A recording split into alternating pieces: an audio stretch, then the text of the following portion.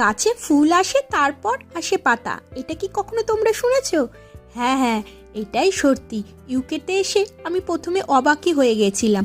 শীতকালে যখন গাছের সব পাতা ঝরে যায়, তখন যখন আবার আস্তে আস্তে বসন্ত আসতে শুরু করে, তখন গাছে পাতার বদলে ফুল ধরে।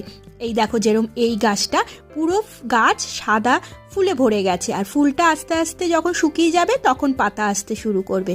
শুধু এই গাছে নয়, অনেক গাছে আবার সাদার বদলে পুরো গোলাপি রঙের ফুলেও ভরে যায়। এই দেখো, পুরো গাছের ডাল জুড়ে কোনো পাতা দেখতে পাবে না, শুধু ফুল। তারপর ফুলটা যখন নষ্ট হয়ে যায়, ঝরে যায়, তখন গাছের আস্তে আস্তে পাতা আসতে শুরু করে। এই গাছের আস্তে আস্তে পাতা আসতে শুরু করেছে। তো যাই হোক, এই ভিডিওটাই তোমাদের সাথে আজকে শেয়ার করলাম। এটা আমারও এসে প্রথম অবাক লেগেছে, তাই জন্য ভাবলাম কেননা তোমাদের সাথেও শেয়ার করি। তো চলো, ভালো লাগলে লাইক শেয়ার কমেন্ট করো। টাটা।